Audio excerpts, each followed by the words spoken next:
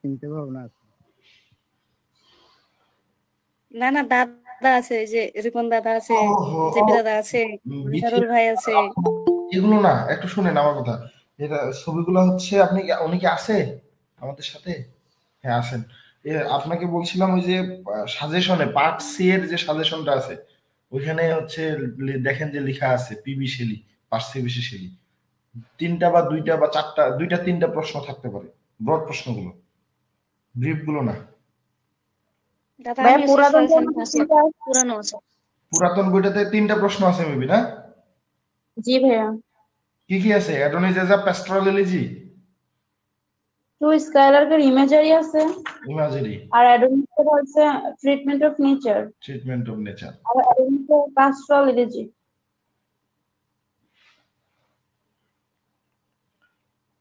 এবারে কোশ্চিনটা দেখেন দেখি এখান থেকে কি আসছে।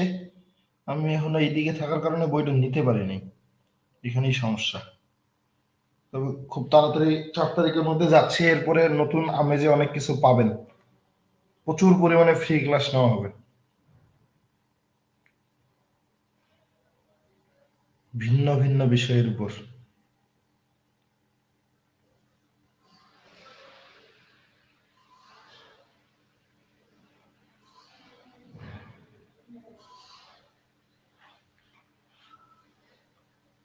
ভাইয়া পাস্ট্রাল এলিজি আসছে এবার। পাস্টোরাল এলিজি আসছে, একটাই আসছে না, অ্যাডোনিস থেকে আসছে। কারণ টুয়াই স্কেলার থেকে গত বছর এসেছিল, দেখেন 2021 সালের পরীক্ষায় আমাদের টুয়াই স্কেলার থেকে এসেছে। তো আপনাদের অ্যাডোনিস থেকে আসার সম্ভাবনা কম, স্কেলার থেকে আসার সম্ভাবনা বেশি, এজন্য আমরা স্কেলারটাকেই ধরলাম। স্কেলার কবিতাটা থেকে ব্রড কোশ্চেন আসার সম্ভাবনা বেশি, এবং অ্যাডোনিস কবিতাটা থেকে শর্ট কোশ্চেন আসার সম্ভাবনা বেশি, এবং এটা হবে আশা করি। আর এবছর মেবি হচ্ছে এই পোয়েট্রি কোশ্চেনটা হুবহু পুরোটাই কমন করছিল। পরীক্ষা দিয়ে এসে অনেকে বলছিল যে ভাইয়া প্রশ্ন কি আপনি নিজে তৈরি করছিলেন নাকি প্রশ্ন দেখে সাজেশন দিয়েছিলেন। 10টা প্রশ্ন দিছিলাম, 8টা প্রশ্ন 7টা প্রশ্ন কমন করছিল 10টা থেকে। আর আমাদের ব্রড সাজেশন ছিল সর্বমোট, শুরুর দিকে দিয়েছিলাম 17টা কোশ্চেন, সেখান থেকে 8টা আসছে, আর পরবর্তীতে শর্ট ভাবে 10টা কোশ্চেন দিয়েছিলাম, সেখান থেকে 7টা এসেছিল 8টার মধ্যে। আচ্ছা, যারা লাইভে দেখতেছেন, যিনি আছেন আমাকে একটু বললেন যে কথা ক্লিয়ার আছে কিনা।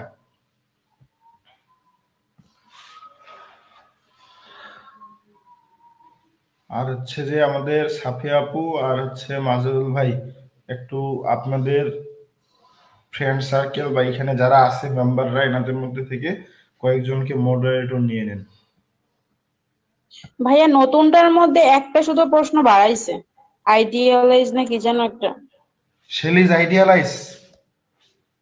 জি ভাইয়া। একটা বাড়াবে কেন? বাকিগুলো তো বাদ দেওয়ার কথা, ইয়াটা বাদ দেওয়ার কথা।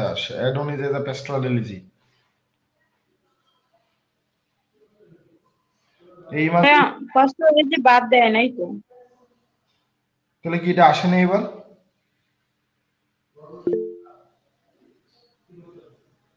আসছে তো ভাইয়া। তাহলে কি যে করছে, হয়তো হচ্ছে ওরা সরানোর সময় পায় নাই, যেগুলো আসছে ওগুলো রেখে দিছে। সাইডে কি লিখে দেওয়া আছে এনইউ 15, 18, 22? বিথি আপু ওই যে করস দিয়ে দিছে দেখেন 3 নম্বরে, স্যার লেখা আছে দেখেন, 3 নম্বরের সামনে করস দিয়ে দিছে দেখেন, evaluate Adonis as a pastoral elegy.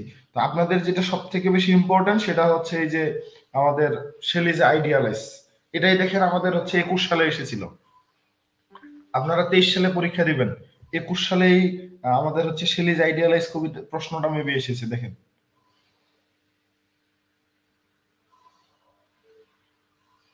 এর পাশাপাশি আপনারা যেটা ইম্পর্টেন্ট আপনাদের, সেটা হচ্ছে আমাদের এই যে ইউজ অফ ইমাজিরি টুয়াই স্কেলার। কারণ হচ্ছে আমাদের এবার টুয়াই স্কেলার থেকেই ব্রড কোশ্চেন কমন পড়বে, তো সেখান থেকে আমরা এই দুইটা প্রশ্ন বুঝে বুঝে পড়বো। তো একটা বিষয় খেয়াল করেন, discuss Shelley's use of imagery in his poem to a skylark. To a skylark এই কবিতাটা থেকে কত ধরনের বা কি কি ইমাজেরি গুলো ব্যবহার করা হয়েছে সেটা লিখতে বলছে। আমরা কি ইমাজেরি বুঝি? ফার্স্ট ইয়ার থেকে সেকেন্ড ইয়ার এসেছেন, বলেন আমরা কি ইমাজিনি বুঝি? 5টা সেন্সের 5টা সাইট আছে না, ওগুলোর যদি কল্পনায় হয় মানে ভাসে হয় এরকমের কোনো ইমেজ ক্রিয়েট হয় যদি কল্পনায়। আর কেউ? হ্যাঁ, picture in word, picture in word.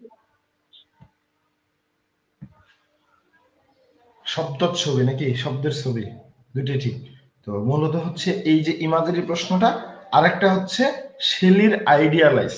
এই স্কাইলার পাখিটাকে নিয়ে শেলির মূলত হচ্ছে যে আদর্শ বার্তা ছিল, সেটা কি সেটা আমাদের লিখতে হবে পরীক্ষার খাতায়। তো এই সব কিছুর আগে আমাদের যেটা জানা দরকার যে টুয়া স্কাইলার এই কবিতাটা কি বিষয়ে, টুয়া স্কাইলার একটা কি জিনিস, এই বিষয়টা আমাদের জানা দরকার, তাই না? তো যদি খাতা কলম থাকে কিছু একটু নোট করতে পারেন, কিছু একটা পয়েন্ট বলে দিব যেটা পরীক্ষার খাতায় লেখার সময় কাজে লাগবে এখন থেকে। আমাদের এই কবিতার টাইটেলটা কি? টুয়া স্কাইলার। কবিতাটা কে লিখেছে? পার্সি বিশি শেলি। ফার্স্ট ইয়ারে আমাদের একটা কবিতা ছিল পার্সি বিশি শেলির, কি নাম ছিল? ওজিমান্ডিয়াস। ফার্স্ট ইয়ারে ওজিমান্ডিয়াস ছিল। Introduction to poetry. না ভাইয়া, এটা রিডিং স্কিল থেকে ছিল। ওজিমান্ডিয়াস আমরা পড়েছি রিডিং স্কিলে, পোয়েট্রি বইয়ের কথা বলছি। ওটা তো আনসিন পোয়েম ছিল। হ্যাঁ, পোয়েট্রিতে আমরা কি পড়েছি?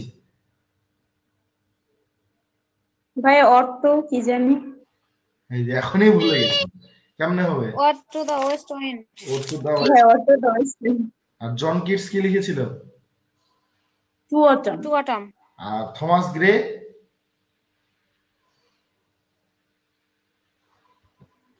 Good morning. থমাস না, জনের না গুড মর্নিং। থমাস গ্রের কোনো কবিতা ছিল না আমাদের। ছিল না? ছিল একটা, home burial maybe. Home burial কাইসার হকেট। কাইসার হকেট। Elegy in a country churchyard কে লিখেছে? জি তো বাবা। Thomas Gray. বলেন ক্রসিং বুকল্যান্ড ফেরি কে লিখেছিল? Walt Whitman. Walt Whitman. আরেকটা কবিতা ছিল হচ্ছে আমাদের রবীন্দ্রনাথ ঠাকুরের, কবিতাটার নাম কি? Learning grief. রবীন্দ্রনাথ ঠাকুরের I couldn't stop for that. Where mind is that fair. Where the mind is without fear. Where is without fear? চিন্তা করেন আপনারা কতটা ভুলে গেছেন, এইভাবে হলে হবে? আমার কেমনে এখনো মনে আছে বলেন। পাইক কবিতাটা কে লিখেছে? পাইক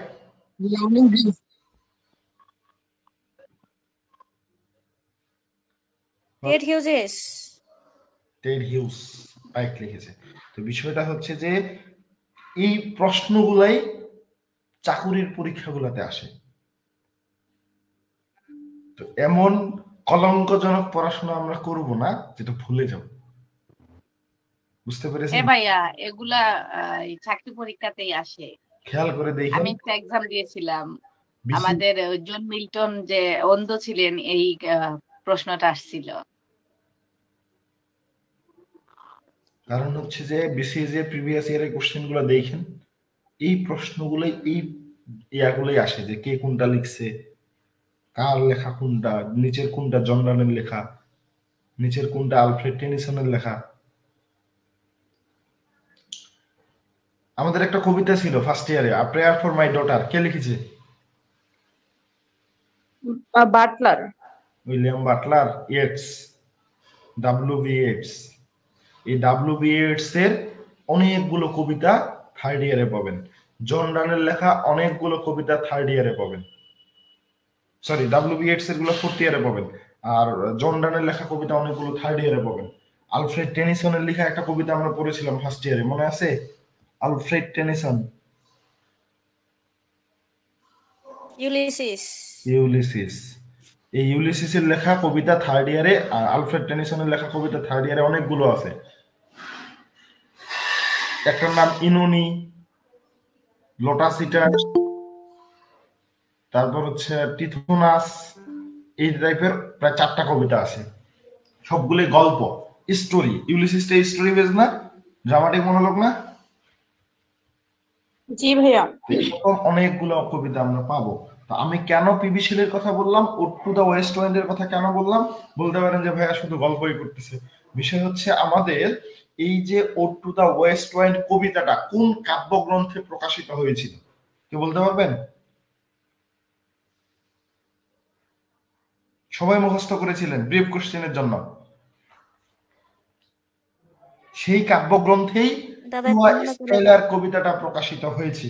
সেই কাব্যগ্রন্থটার নাম হচ্ছে প্রমিথিয়াস আনবাউন্ড। মনে পড়ে? প্রমিথিয়াস আনবাউন্ড, POMETHEUS, প্রমিথিয়াস আনবাউন্ড, UNBOUND। মনে পড়ে কারো? মেবি ভালো করে পড়েন নাই, কারণ এই কবিতাটা আপনাদের জন্য ব্রড কোশ্চেনের জন্য গুরুত্বপূর্ণ ছিল না ভেবে অনেকেই ভালো মতো পড়েন নাই, কিন্তু সবগুলোই আমাদের দরকার। কিন্তু তো আমরা ফিরে আসি টুয়া স্কাইলারকে। ভাই এই কবিতাটা কঠিনও ছিল অনেক। হ্যাঁ, পিবি শেলি তাহলে বুঝেন এই কবিতাটা কত কঠিন হবে। পিবি শেলি, জন কিটস, এনাদের কবিতাগুলো সবসময় কঠিন হয়। এই কবিতাটার নাম টুয়া স্কাইলার। কবিতাটা লিখেছেন পার্সি বিশি শেলি। পার্সি বিশি শেলি জন্মগ্রহণ করেছিল আমাদের রোমান্টিকের শুরু হওয়ার 8 বছর আগে, না 6 বছর আগে, অর্থাৎ 1792 সালে তিনি জন্মগ্রহণ করেন এবং মৃত্যুবরণ করেছেন আমাদের এই যে রোমান্টিকের শেষ হয় 1832 সালে, তার 10 বছর আগে তিনি মৃত্যুবরণ করেন। 1822 সালে তিনি মৃত্যুবরণ করেছিল। তাহলে কত সালে জন্মগ্রহণ করছে? 1792। 1792। আর মৃত্যুবরণ করছে 1822। 1822। কিন্তু কিছু কিছু বইয়ে দেখবেন মানে মূলত এটাই সঠিক, যেটা হচ্ছে অনলাইনে 1822 ধরে নেওয়া হয়, কিন্তু 1821 সালে 23শে ফেব্রুয়ারি, সরি 8 জুলাই 1822, এই সময়টাতে আমাদের পার্সি শেলি মারা গিয়েছেন। জন্মগ্রহণ করেছেন 4 আগস্ট 1792, মৃত্যুবরণ করেছেন 8 জুলাই 1822। এই বিষয়গুলো লিখে নিতে পারেন। এই কবিতাটা লেখা হয়েছে 1820 সালে, অর্থাৎ তার মৃত্যুর 2 বছর পূর্বে টুয়া স্কাইলার কবিতাটা লেখা হয়। মনে থাকবে? ভাই আবার একটু বলুন। টুয়া স্কাইলার কবিতাটা 1820 সালে লেখা হয় এবং এটা পাবলিশ করা হয় 1820 সালে, অর্থাৎ রিটেন এন্ড পাবলিশড ইন 1820, অর্থাৎ তার মৃত্যুর 2 বছর আগে এই কবিতাটা লেখা হয়েছিল এবং প্রকাশ করা হয়েছিল। ক্লিয়ার? জি দাদা।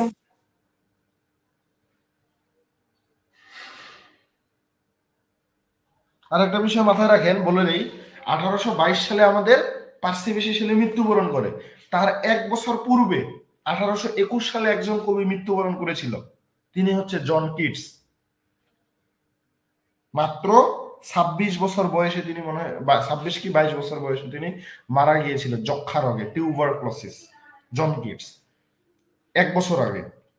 তো সব থেকে জন কিটসের মৃত্যুতে আমাদের পার্সি বিশি শেলি সব থেকে বেশি শোকাহত, বিহম্বল হয়ে গিয়েছিল।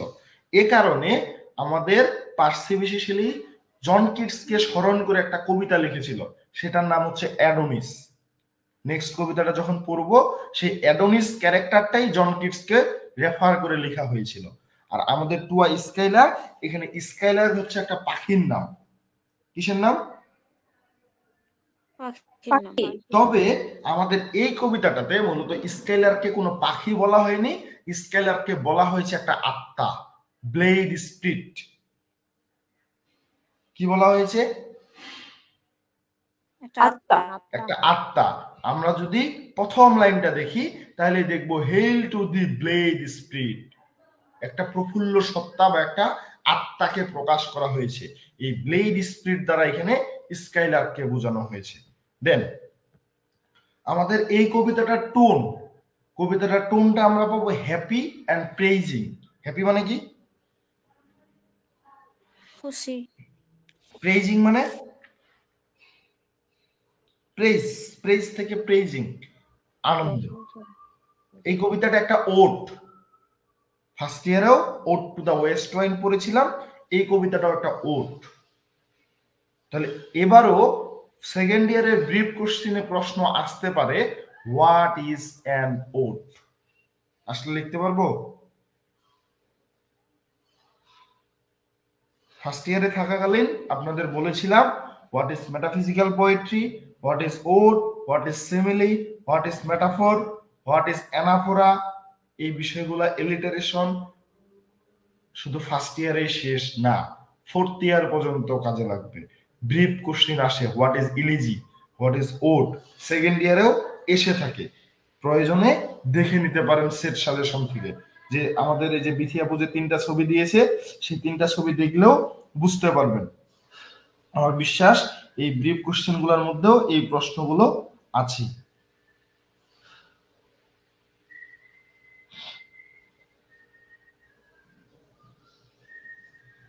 আচ্ছা, এরপর এই কবিতাটাতে যা মানে স্ট্যান্জা আছে 21টা। কয়টা স্ট্যান্জা? 21 স্ট্যান্জা।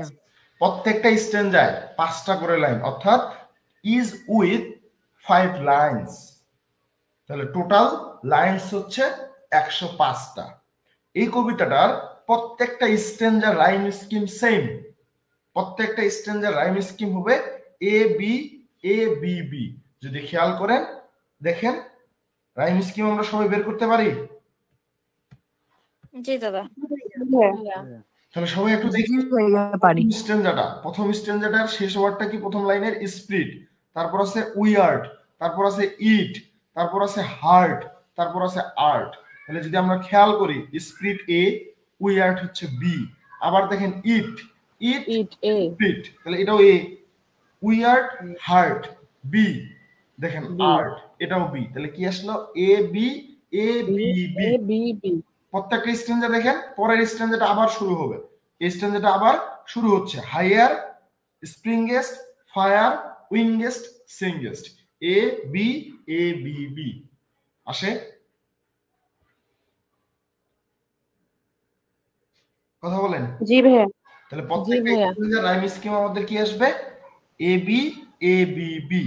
এখন এই যে আমাদের টুয়া স্কেলার কবিতাটা পড়ার আগ পর্যন্ত বা এখনো যেহেতু আমরা জানি না, এখানে আমরা কয়েকটা ক্যারেক্টার পাবো। প্রথম ক্যারেক্টার হচ্ছে দ্য স্কাইলার। দ্য স্কাইলার এখানে সেন্ট্রাল ক্যারেক্টার বলা যায় এই পাখিটাকে। মূলত এই স্কাইলারকে সিম্বলাইজ করা হয়েছে কি দ্বারা? ইন্সপাইরেশন। ইন্সপাইরেশন অর্থ কি? অনুপ্রেরণা। অনুপ্রেরণা। জয়, জয়, জে ও ওয়াই, জয় মানে কি? আনন্দ বোঝায়। আনন্দ বোঝায়। এন্ড ফ্রিডম, ফ্রিডম মানে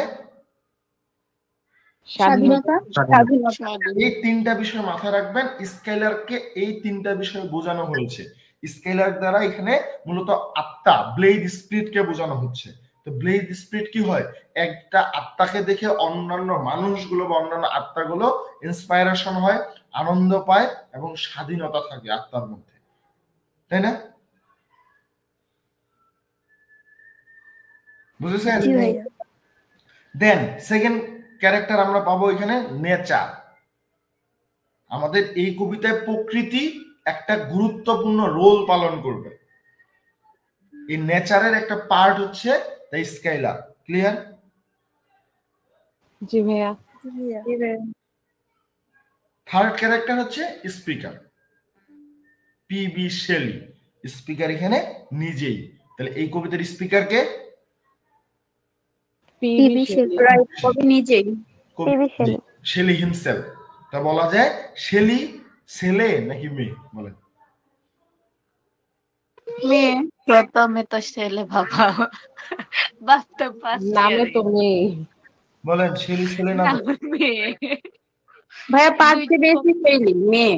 দুইজন লেখক আছে, ছেলে মেয়ে আর মেয়ে ছেলে। আচ্ছা, নামে বোঝা যাচ্ছে। আমি এখন বলি, আমার সাথে আপনারা একমত হন কিনা। শেলি এই কবিতাটা যখন লিখেন তখন তিনি ইতালির বন্দর নগরী লিভোর্নো নামক একটা জায়গা ছিল, সেই জায়গাতে থেকে টুয়া স্কাইলার কবিতাটা লিখেছিল। এবং পিবি শেলি এর স্ত্রী, ওনার নাম হচ্ছে মেরি শেলি, তার সাথেই তিনি ইতালির বন্দর নগরী লিভোর্নোতে ছিলেন? এখন বলেন ছেলে না মেয়ে? ছেলে। ছেলে। ছেলে। ফার্স্ট ইয়ার পরে আসলেন, ছেলেকে আপনারা এখন ফার্স্ট মেয়ে ইয়ারে তো বানাবেন? মেয়ে ভাবতাম, প্রথমে নামে বোঝা যেত যে মেয়ে, আবার পরে ছেলে তো আগে দেখলাম মেয়ে যে না ভাবছিলাম, ছেলে। পরে গুগলে সার্চ করে দেখি ছেলে। এই জন্য না, আমরা যখন ক্লাস করেছিলাম তখন ক্লিয়ার হয়েছে যে না আসলে ছেলে। দুইজন লেখক তা আছে এমন, নামে বোঝা যায় ছেলে কিন্তু ওনারা মেয়ে। আর আরেকজন আছে ওনার নামে বোঝা যায় মেয়ে কিন্তু লেখক আসলে ওই যে ছেলে। আরেকজন ছিল আমাদের ইয়া লিখছে, ওই যে কি বলে, ভাই জর্জ ইলিয়ট কে, মেয়ে না ছেলে? ও দাঁড়ান, ওই যে জর্জ ইলিয়ট কি লিখেছে, সাইলাস মার্নার। সাইলাস মার্নারের রাইটার জর্জ ইলিয়ট। জর্জ ইলিয়টের অরিজিনাল নাম কি? মেরি আন ইভান্স, একজন মেয়ে, কিন্তু তিনি ছদ্মনাম জর্জ ইলিয়ট নামে লিখেছেন। কেন? কারণ সে সময়ে, তার সময়টাতে মেয়েদের নামে কোনো লেখা প্রকাশ করা হতো না, সে লুকিয়ে লুকিয়ে লিখত এবং ছেলেদের নামে প্রকাশ করত। বুঝেছেন? জি ভাই। তাহলে পার্সিবিসি শেলির স্ত্রীর নাম কি? Mary Shelley, MERYSHELLEY, Mary Shelley. তো যখন আমাদের এই পার্সিবিসি শেলি ইতালির বন্দর নগরী লিভোর্নোতে বেড়াতে গিয়েছিল, তখন তার স্ত্রী বা তার ওয়াইফ তার সাথে ছিলেন। একদিন সন্ধ্যার সময় শেলি এবং তার স্ত্রী লিভোর্নো শহরে হাঁটাহাঁটি করছিলেন। তখন তারা স্কাইলার পাখির মিষ্টি গান শুনতে পান। শেলির স্ত্রী মেরি শেলি এই সময়টাকে খুব সুন্দর করে শেলির কাছে উপস্থাপনা করেন, যা কিনা শেলিকে একটা কবিতা লিখতে অনুপ্রাণিত করেছে। বুঝেছেন কি বলা হচ্ছে? এটা ব্যাকগ্রাউন্ড ছিল কেন টু আই স্কাইলার কবিতাটা আমাদের কবি লিখেছেন। মেরি শেলি খুব সুন্দর করে পার্সিবিসি শেলির কাছে এই যে স্কাইলার পাখির যে গান করতেছে, এই গানটা যে তারা শুনতেছে, এটা খুব সুন্দর করে উপস্থাপন করেন। শেলি কি করেন? এটা থেকে এই কবিতাটা লেখা অনুপ্রাণিত হয়েছিল। ক্লিয়ার? জি ভাইয়া। জি ভাইয়া। এখানে আর একটা বিষয় আছে, মূলত শেলি তখন ইতালির বন্দর নগরী লিভোর্নোর মূলত হচ্ছে গিসবোর্ন নামক একটা জায়গায় অবস্থান করছিলেন। লিভোর্নো শহরের গিসবোর্ন নামক জায়গায়। তবে এই কবিতাটা মূলত হচ্ছে আমাদের 1820 সালে লেখা হয়, প্রকাশিত হয়, প্রমিথিয়াস আনবাউন্ড গ্রন্থে প্রকাশিত হয়েছিল। এবং এটা তার মূলত হচ্ছে এই কবিতায় স্কাইলার পাখিটা এখানে ঐশ্বরিক শক্তি হিসেবে আবির্ভূত হয়েছে। এবং দেখা যায় কবি এখানে প্লেটোর দর্শন, প্লেটো চিনি? প্লেটোকে দার্শনিক একজন, এনার যে দার্শনিক বা এনার যে দর্শন ছিল সেটা দ্বারা অনেক প্রভাবিত হয়ে এই কবিতাটা লিখেছেন। ক্লিয়ার? জি ভাইয়া। জি ভাইয়া। তো এই যে কবিতাটা, আমরা একটু গল্পটা বা বাংলা সামারিটা আগে একটু জানার চেষ্টা করি। কবিতাটাতে কবি যখন লিখেন তার অনুপ্রেরণাটা কি ছিল? টু স্কাইলার হচ্ছে একটা গীতি কবিতা, ওট। আমাদের কে লিখেছে? পিবি শেলি লিখেছে। তিনি একজন বিশিষ্ট ইংরেজি রোমান্টিক কবি। 1802 সালে ইতালির লিভোর্নো বন্দর শহর দিয়ে হাঁটার সময় তিনি স্কাইলার পাখির ডাক শুনে এই টু আই স্কাইলার লিখেছেন।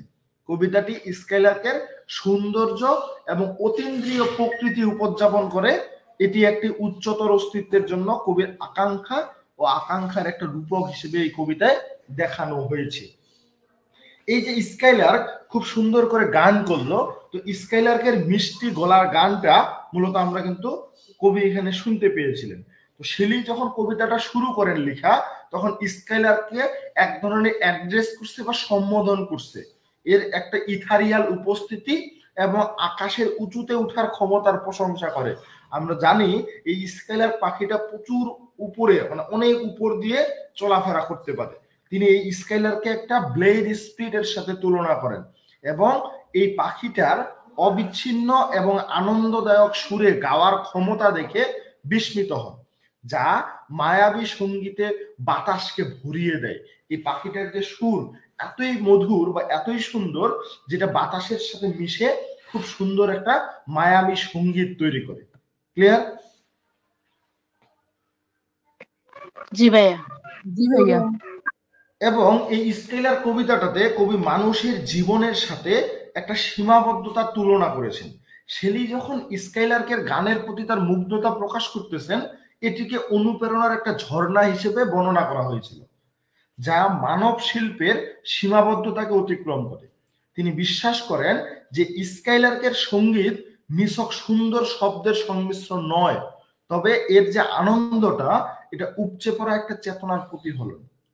কবি এমন একটা শিল্পের অধিকারী এখানে হতে চেয়েছিল যা তার আবেগের গভীরতাটাকে স্কাইলার্কের গানের মতো অনায়াসে প্রকাশ করতে পারে। অর্থাৎ কবি তার মনের ভিতর কি চান, কি তিনি তুলনা করতেছেন, তার কি মানে সীমাবদ্ধতা আছে, তিনি সব জায়গায় ঘুরতে পারেন না, সব জায়গায় যেতে পারেন না, চাইলে তিনি সাধারণ মানুষের মতো থাকতে পারেন না। এই যে মানুষের কিছু সীমাবদ্ধতা থাকে, এই সীমাবদ্ধতার সাথে আমাদের স্কাইলার্কের স্বাধীনতার বিষয়টা তিনি দেখিয়েছেন, যে এই যে স্কাইলার পাখি, এ নিজ মতো স্বাধীনভাবে গান করতে পারে, কিন্তু আমরা স্বাধীনভাবে মুখটা খুলতে পারি না। পারি? বলেন, পারি? না ভাইয়া। সবার সামনে সবকিছু আমাদের বলার সুযোগ হয়? হয় না। তারপর আমাদের এই কবিতাতে চিরস্থায়ী প্রকৃতির সাথে কিছু ক্ষণস্থায়ী মানুষের জীবনের তুলনা করেছেন। যেমন আমরা ড্যাফোডিল কবিতা পড়েছিলাম, I wander lonely as a cloud কবিতা পড়েছিলাম, সেখানে ক্ষণস্থায়ী বিষয়টাকে ফুটিয়ে তোলা হয়েছিল। তো এই কবিতাটা শেলি লিখার সময় মানে অগ্রসর হওয়ার বা সামনের দিকে যাওয়ার সাথে সাথে শেলি মানুষের অস্তিত্বের, আমাদের সাধারণ মানুষের যে অস্তিত্ব আছে, এই অস্তিত্বের ক্ষণস্থায়ী প্রকৃতির প্রতি একটা প্রতিফলন তিনি দেখিয়েছেন, এবং এটিকে স্কাইলার্কের চিরন্তন অস্তিত্বের সাথে বৈপরীত্য বা একটা বিপরীত দিক তিনি দেখিয়েছেন।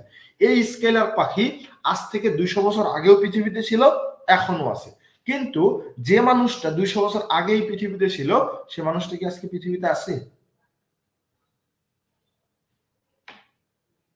না ভাইয়া, নাই। এখন আপনারা বলতে পারেন, ভাই আপনি পুরো স্কাইলার পাখিটার কথা বললেন আর মানুষের বেলা আপনি একজন ব্যক্তির কথা বললেন।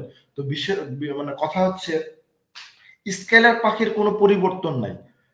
200 বছর আগে স্কাইলার পাখিটা যেভাবে গান করতো, 200 বছর পরে আজকেও সেভাবে গান করে, কিন্তু আপনি যখন শুধু মানুষদের সাথে তুলনা করবেন, সেটা কিন্তু মিলবে না।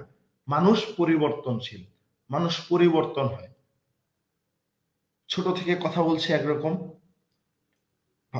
মানে শিক্ষিত হতে হতে, পড়াশোনা করতে করতে সে এখন ফর্মাল ভাষায় কথা বলতে পারে, মানুষের সাথে বুঝে শুনে কথা বলতে পারে। যত বৃদ্ধ হবে তত আবার বাচ্চাদের মতো আচরণ করা শুরু করবে। এটাই মানুষের স্বভাব, তাই না?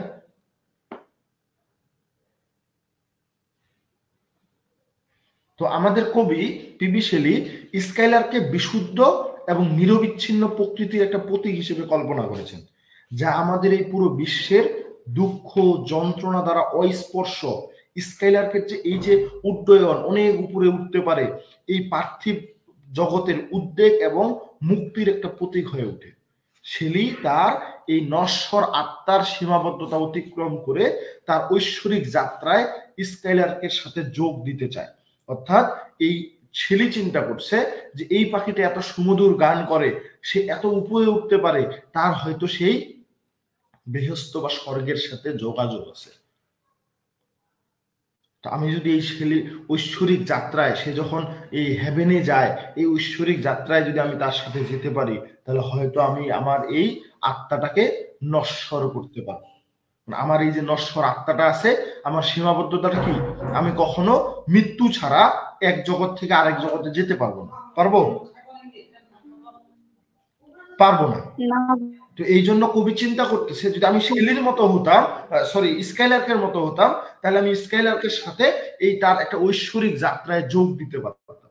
কারণ কেন বলতেছে, আজকে থেকে 200 বছর আগে এই স্কাইলার্ক যেমন ছিল, 200 বছর পরে তেমন থাকবে, বা 400 বছর আগে, 500 বছর আগে যেমন ছিল। তাতে এই যে কিছু কিছু স্কাইলার তো চলে গেছে, ঐশ্বরিক যাত্রা ঈশ্বরের কাছে চলে গেছে। তাহলে আমার এই সীমাবদ্ধতা যদি না থাকতো তাহলে আমিও চলে যেতে পারতাম। অর্থাৎ সেইখানে তার সীমাবদ্ধতা দ্বারা পুরো মানুষ জাতির সীমাবদ্ধতার কথা বলেছেন। কারণ মানুষ ক্ষণস্থায়ী, আর স্কাইলারকে বলা হয়েছে এখানে চিরস্থায়ী। প্রকৃতির একটা চিরস্থায়ী সৌন্দর্য হচ্ছে স্কাইলার। ক্লিয়ার? স্কাইলার পাখিটা দেখেছেন? না ভাইয়া। ভাইয়া আজকে ফার্স্ট টাইম নাম শুনলাম এই পাখির। আমরা পাখিটা চিনি, সবাই দেখেছি। আপনি যদি গুগলে সার্চ করেন দেখবেন যে আমাদের দেশে চড়ুই পাখি বলা হতো, একটা ছোট্ট পাখি ঘরের কোনায় কোনায় ঘুরে বেড়ায়, চিউ চিউ চিউ চিউ করে ডাকতে। কেউ দেখেন নাই? ভাই চড়ুই পাখি এ মা, আমাদের বাসায় আসে তো। সার্চ করছেন গুগলে? অথচ নাম জানতাম না। ভাইয়া দেখছি, দেখেছেন পাখিটাকে? ভাইয়া দেখলাম মাত্র। এটাকেই বলা হয় স্কাইলার। এটা এক এক দেশের এক এক রকম। ইউরেশিয়ান স্কাইলার আছে, ওরিয়েন্টাল স্কাইলার আছে, মানে এক এক দেশের পাখিগুলো এক এক রকম দেখতে। আমাদের দেশে যে পাখিগুলো আছে দেখবেন মাথার মধ্যে একটা মুকুটের মতো, মানে ঝুমকার মতো কিছু একটা থাকে, কিন্তু মানে তার পশম গুলো ফুলে থাকে। জি ভাই, একটু উঁচু উঁচু থাকে। হ্যাঁ, তো এটাই কিন্তু স্কাইলার, চুলের খোপার মতো। খোপার মতো, খুব সুন্দর দেখতে কিন্তু। এবং এই পাখিগুলোকে দুঃখের বিষয় বর্তমানে কিন্তু খুব কম দেখা যায়, দেখাই যায় না। আমাদের জাতীয় পাখি দোয়েল, দোয়েলকে আপনি দেখতে পান ঠিক মতো? অহরহ দেখা যায় না ভাইয়া। দেখা যায় না। আগের দিনে দেখা যায় ভাইয়া আমাদের এইদিকে গ্রামের দিকে। আমি আমার গ্রামে অনেক দেখতাম আগে, এখন দেখতে পাই না। আরেকটা বিষয় আমি খেয়াল করি, এদিকে হয়তো যাদের বাসা হচ্ছে বিল অঞ্চলে, তারা হয়তো এই বক, সাদা বক, যেটা যেটা বক বলি না আমরা, লম্বা লম্বা ঠোঁট। জি ভাইয়া, চিনলেই কি ভাইয়া? তো যাদের এলাকায় মানে বিল আছে তারা হয়তো এই বক দেখতে ধরে নিয়ে যায়। শীতকালে দেখা যায়। আমাদের এইদিকে যাদের এলাকায় বিল নেই, ছোট ছোট নদী পুকুর আছে, তারা কি এই বককে দেখতে পান এখন? আজকে থেকে 10 বছর আগেও পায় ভাইয়া, কিন্তু খুব কম। প্রচুর পরিমাণে বক ছিল না বাঁশঝাড় গুলোতে? তো এটা হওয়ার কারণ কি জানেন? জি ভাইয়া। এখন তো এগুলো আর পাওয়া যায় না। এটা বিলুপ্ত হওয়ার কারণ কি জানেন? ভাইয়া এখন পাখি শিকার, এটা বিলুপ্ত, শিকারীরা মেরে ফেলছে তো। এখন শুধু শিকারী থেকে নয়, বড় জনসাধারণও মেরে ফেলছে। বিলুপ্ত হওয়ার সব থেকে বড় কারণ হচ্ছে frequency, radio frequency, TV frequency, network frequency. হ্যাঁ রে, নেট পায় না রে, ফ্রিকোয়েন্সি বাড়াও। ওই যে একটা, জি ভাইয়া একটা মুভি দেখছিলাম। হিন্দি মুভি আছে একটা রোবটের, জি ভাইয়া, ওইখানে কিন্তু দেখানো হয়। তো সেটা কিন্তু বাস্তব সত্য বলেই সেই সত্যটাকে ছবির মধ্যে ফুটিয়ে তোলা হয়েছিল। সেটা শুধু পাখিদের বিলুপ্ত করতেছে না, আপনারা যদি খেয়াল করেন আমাদের সাধারণ মানুষদের অনেক বড় সমস্যা তৈরি হয়েছে। সব থেকে সমস্যা তৈরি হয়েছে কাপলদের। কিরকম?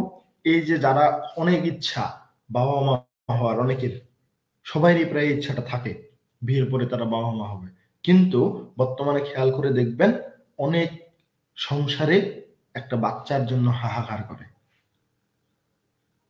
এটা আগের থেকে অনেক বেশি বেড়ে গেছে না? জি ভাইয়া। জি ভাইয়া। এটা কিন্তু আমাদের এই যে নেটওয়ার্ক ফ্রিকোয়েন্সির একটা প্রভাব, যেটার কারণে আমাদের প্রকৃতি থেকে এই প্রকৃতির সৌন্দর্য যারা বাড়িয়ে তুলতো এরা হারিয়ে যাচ্ছে। ঠিক সে কারণেই আমাদের মানুষের এই সমস্যাটা তৈরি হচ্ছে, একটা বাচ্চার জন্য হাহাকার করতেছে। বুঝতে পেরেছেন? তো এই স্কাইলার্কের পাখির কাছে আমাদের কবি একটা অনুরোধ করেছে, শেলি স্কাইলার্কের কাছে এক ধরনের গোপনীয়তার ভাগ করে নেওয়ার কথা বলেছে, এবং এই পাখিকে তার চিরস্থায়ী সুখ এবং সীমাহীন সৃজনশীলতার শিল্প শেখানোর অনুরোধের সাথে এই কবিতাটা শেষ করেছেন। তিনি স্কাইলার্কের প্রজ্ঞা দ্বারা আলোকিত হতে এবং মানবতাটাকে উন্নত করতে এবং এই বিপর্যস্ত আত্মাদের সান্ত্বনা দিতে, যারা বিপর্যস্ত হয়ে যাচ্ছে এই আত্মাদের সান্ত্বনা দিতে পারে এমন কবিতা তৈরি করতে অনুপ্রাণিত হওয়ার আশা করেছেন। পাখির কাছে একটা আবদার করেছেন যে পাখি যেন আমাদের এই বিপর্যস্ত যে আত্মাগুলো আছে, যে মানুষগুলো আছে, এই মানবতাটাকে একটু উন্নত করুক, এদেরকে আলোকিত করার চেষ্টা করুক এবং এদেরকে সান্ত্বনা দিতে পারে। এই জন্য তিনি এই কবিতা তিনি তৈরি করতে বা এই ধরনের কবিতা পড়তে পারে, লিখতে পারে, এটা তিনি আশা করেছেন এই পাখির কাছে। বুঝেছেন?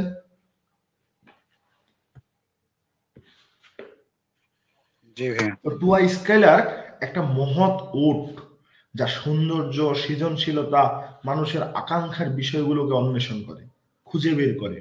এটা আমাদের পিবি শেলির রোমান্টিক আদর্শের সারমর্মকে ধারণ করে এবং প্রকৃতির শক্তিতে তার বিশ্বাস ও মানুষের আত্মাকে উন্নত করার একটা কল্পনা প্রদর্শন করে।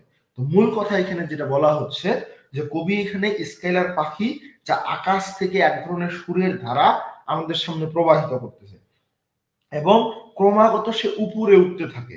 তো এখানে এই স্কাইলারকে কেবল পাখি বলা হয়নি, তাকে এটা তার একটা আনন্দকামী আত্মার একটা প্রতিফলন বলা হয়েছে, যা সূর্যের সাথে উদয় হয় আর সূর্য অস্ত গেলে তারার মতো দৃশ্যমান হয়। এই যে স্কাইলারকের যে গানটা, এই গানকে তুলনা করা হয়েছে চাঁদের আলোর সাথে। ফলে আমরা বুঝতে পারি এটা দেখার চেয়ে অনুভব করার বিষয় বেশি।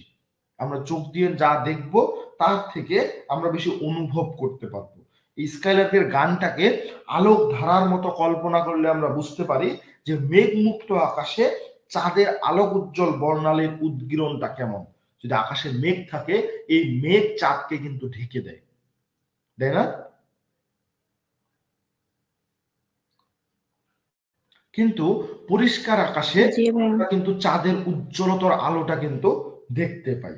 তো পাখির যে রূপটা, এটা কি, পাখিটা কেমন, এটা আসলে কি দিয়ে তৈরি বা এই পাখিটা কি করে, তার এই রূপটাকে নিয়ে কবি বেশ উদ্বিগ্ন ছিল। এর গানটাকে তুলনা করা যায় মেঘে ভেঙে আসা রংধনুর মধ্য দিয়ে, যে বৃষ্টিধারা আসে তার সাথে তুলনা করার কথা বলছে। সূর্যের আলোতে পাখির হারানোকে আমরা সৌরলোকে গোপন থাকা তারার কথা ভাবতে পারি। অর্থাৎ যখন প্রচন্ড সূর্যের আলো বা প্রখর রৌদ্র তাপ থাকে, তখন কি আকাশের মধ্যে পাখিদের উঠতে দেখেন? দেখা যায় না। না, তারা তখন কোথায় থাকে? গাছের ডালে, কোনো ছায়ার মধ্যে, এই জায়গাগুলোতে থাকে। কিন্তু কবি কি বলেছেন যে এই যখন রৌদ্রোজ্জ্বল যে সময়টা, এই সময়টাতে পাখিরা হয়তো সৌরলোকে, সূর্যের যে লোক, সূর্যের যে জায়গা, সেই সূর্যলোকে গোপন থাকা যে তারাগুলো আছে, সূর্যের আলোর কারণে যে তারাগুলো ঢেকে আছে, সেই তারার কথা ভাবতে পারি আমরা, যে পাখিটাও হয়তো সেই তারাদের মতো সূর্যের আড়ালে থাকে। অথবা উচ্চ বংশীয় কোনো যুবতী, যারা উচ্চ বংশের হাই ক্লাস সোসাইটির যারা যুবতী একজন মেয়ে, তাকে কি সহজে দেখতে পাওয়া যায়?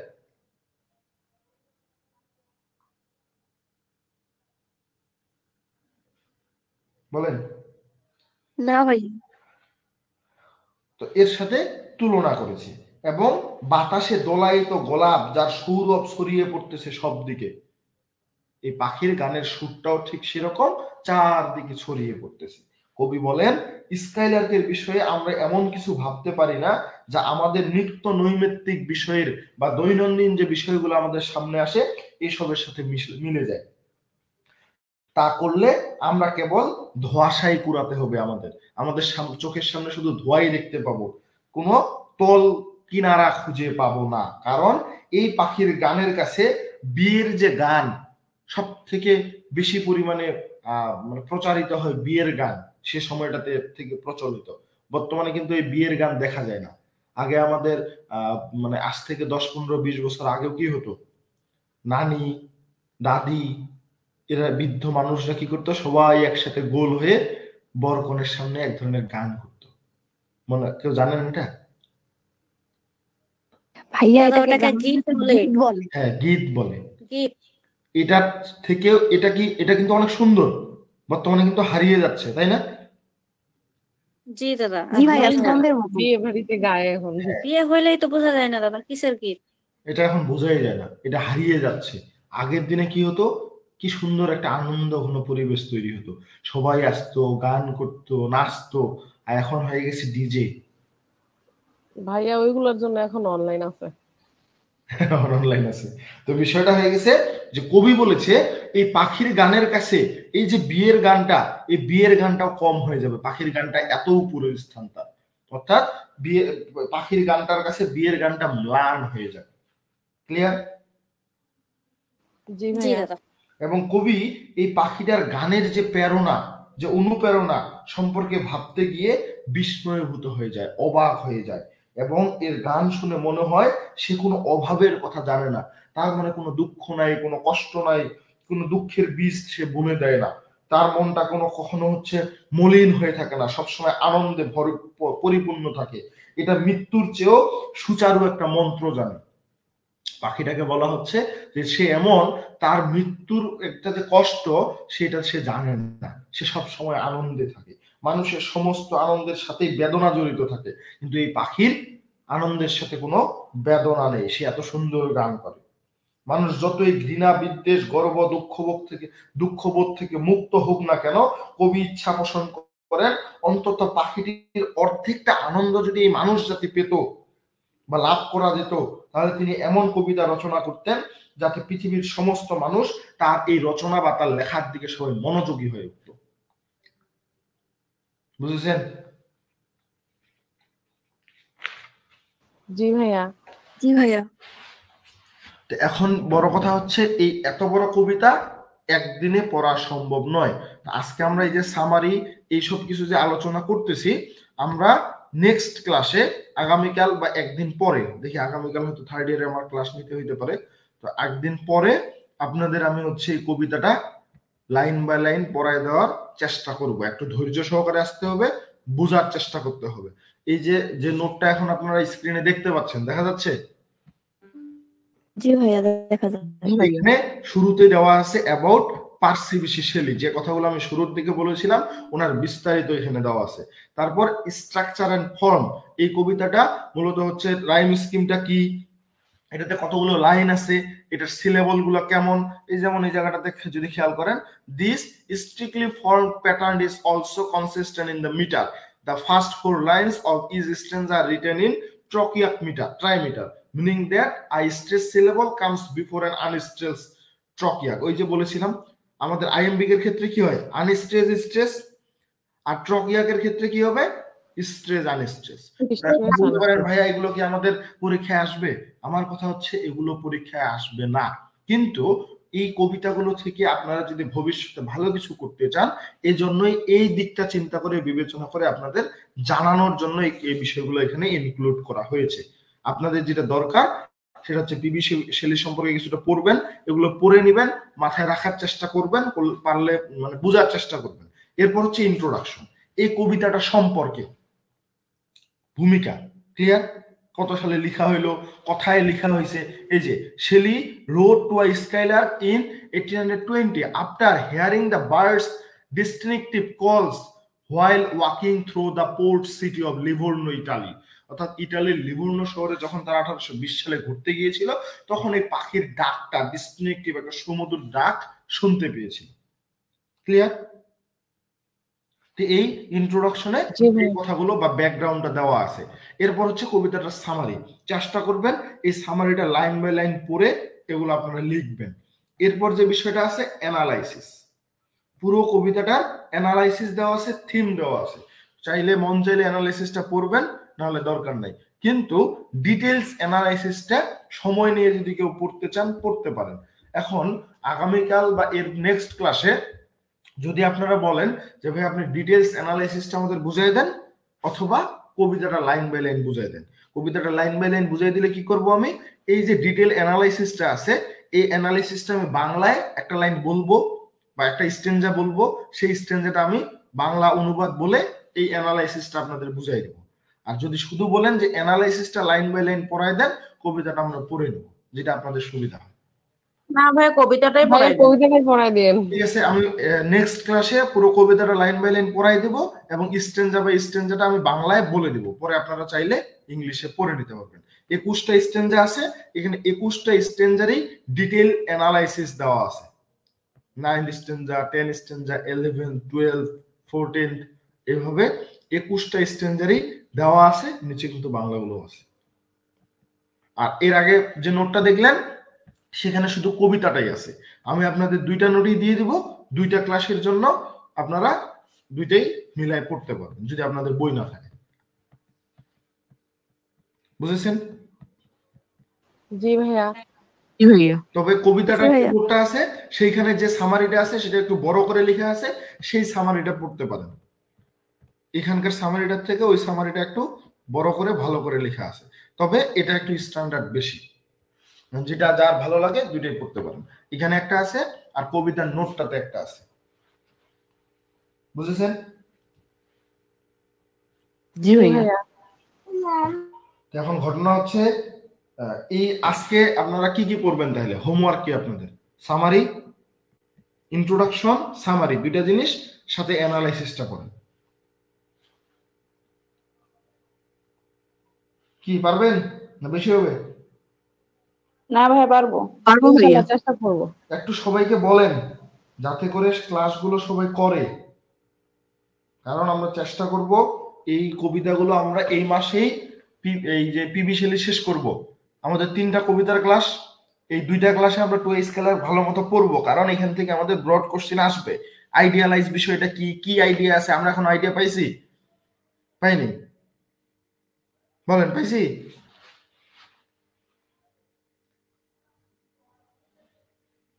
পাইছি তো, কবিতার বেসিক সম্পর্কে তোমরা বুঝবা। হ্যাঁ,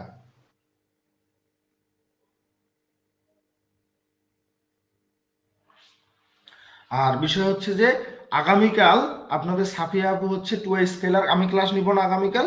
সাফিয়া আপু হচ্ছে এই টু স্কেলার এর উপর হচ্ছে আপনাদের সাথে কথাবার্তা আলোচনা করবে, আপনাদের যার যে সমস্যা আছে ডিটেইলস আলোচনা করবে।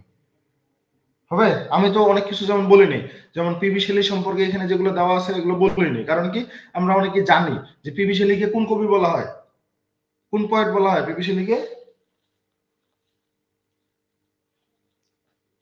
সাফিয়া আপু আছে? তারা মানে রেভলিউশনারি পয়েট, তারপরে লিরিক্যাল পয়েট, তারপর an idealist, poet of wind, poet of hope and regeneration. দেখেন অনেকগুলো আছে, কিন্তু এগুলো আগামীকালকে আপনাদের সাফিয়া আপু হচ্ছে ধরে ধরে দরকার হলে খাতায় উনি নোট করবে, করে হচ্ছে হচ্ছে স্ক্রিন শেয়ারে দিবে, ছবি তুলে সেটা স্ক্রিনে শেয়ার করে বিষয়গুলো বুঝাই দিবে।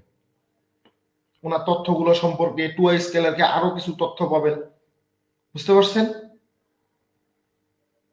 জি ভাইয়া। কি আপু সময় হবে কালকে? ইনশাআল্লাহ দাদা। এই তো হয়ে গেল, কারণ আপনারা যখন আরো ডিসকাস করবেন আরো কিছু তথ্য উঠে আসবে। কারণ অনেকে বলতে পারেন ভাইয়ার ক্লাস তো করছি, আরো আপুর ক্লাস করতে হবে। বিষয় হচ্ছে যে একটা বিষয় নিয়ে যত নাড়াচাড়া করবেন তত বেশি সমস্যা উঠে আসবে, তত বেশি নিজেরা শিখতে পারবেন। আপনাদের সিনিয়র বেসটা এরা এই কাজটা সব সময় করে, নিজেরাই বেশি ডিসকাস করে। মনে করেন আমরা একটা এখন ক্লাস নিলাম, দেখেন যে ওরা আধা ঘন্টা পর আরো লিঙ্ক দিয়ে সবাই একসাথে হয়ে ওই বিষয়গুলো নিয়ে আরো আলোচনা করে। তাতে একজনের সাথে আরেকজনের বন্ডিংটা ভালো হবে, পড়াশোনাগুলো ভালো হবে, এই জিনিসগুলো করেন। তো আগামীকাল হচ্ছে সাফিয়া আপুই হচ্ছে আপনাদের সাথে ডিসকাস করবে। আমি 3rd ইয়ারে ক্লাস নেবো আগামীকাল। নেক্সট ডেতে হচ্ছে আমরা আবার এই পিবি শেলির পুরো কবিতাটা পড়বো। তার মানে পিবি শেলির কবিতাটা যেহেতু ইম্পর্টেন্ট, এটা নিয়ে টানা 3 দিন আপনারা পড়াশোনা করতেছেন, আজকে কালকে তারপরের দিন, তাই না?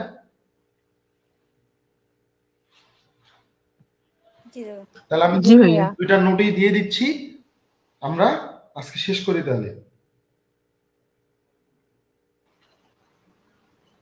বলেন শেষ করা যায়? জি ভাইয়া। জি দাদা। ঠিক আছে, টাটা, বাই বাই। সবাই একটু পড়াশোনা করেন, মনোযোগ দেন, কারণ এই বিষয়গুলো অনেক বেশি গুরুত্বপূর্ণ, পরীক্ষার খাতে অনেকটা হেল্প করবে। ফার্স্ট ইয়ারের মতো সেকেন্ড ইয়ারটা না, সেকেন্ড ইয়ারটা ভিন্ন ধাঁচে লেখা হয়। কেন? কারণ এখানকার প্রশ্নগুলো কম্বাইন।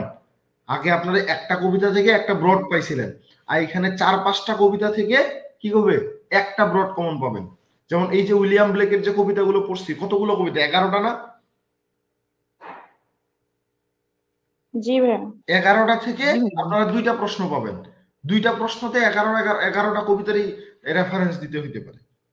আবার যখন আমরা এই যে পিবি শেলির প্রশ্ন আসবে, টু স্কেলার থাকলে টু স্কেলের থেকে।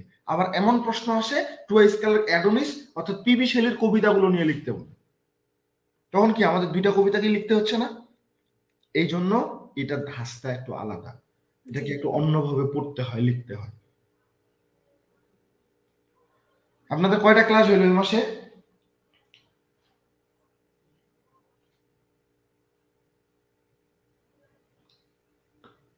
লিটারেচার ক্লাস হয়েছে? জাহিদ ভাই নিছে?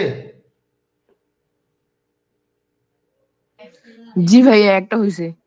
একটা হয়েছিল। আর ড্রামা ক্লাস নিছে কি জাপান ভাইয়া, জেপি ভাইয়া? জি দাদা। জি ভাইয়া, আমি নিলাম ব্রড দুইটা। পড়াইতেছি।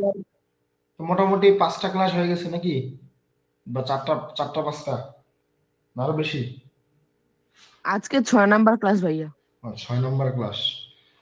আমি একটু ওই যে আমার বড় ভাইয়ের বিয়ে হইলো, বিয়েতে একটু ডিটাচ হয়ে গেছিলাম আপনাদের সবার থেকে, তো আস্তে আস্তে ফিরে আসতেছি। বহুদিন কিন্তু ক্লাস নেই, খেয়াল করছেন হয়তো। জি ভাইয়া জি দাদা। সমস্যা নেই। দিয়েছিল। আমি 4 তারিখে ঢাকা ঢুকতেছি, 5 তারিখে ঢাকা নামতেছি, নামার পরে উড়াধুরা ক্লাস হবে, শুধু নতুন নতুন টপিকে ক্লাস হবে। গ্রামার ফ্রি ক্লাস পাবেন, গ্রামারের পেইড কোর্স চলতেছে, আপনাদের ক্লাস হবে। তারপর হচ্ছে লিটারেচার যে বিষয়গুলো জাহিদ ভাইয়া পড়াইছে, দরকার হলে আমি আবার ফ্রি ক্লাস করাবো, অর্থাৎ প্রচুর পরিমাণে ক্লাস নিব আর কি। জবের ক্লাসগুলো নিব।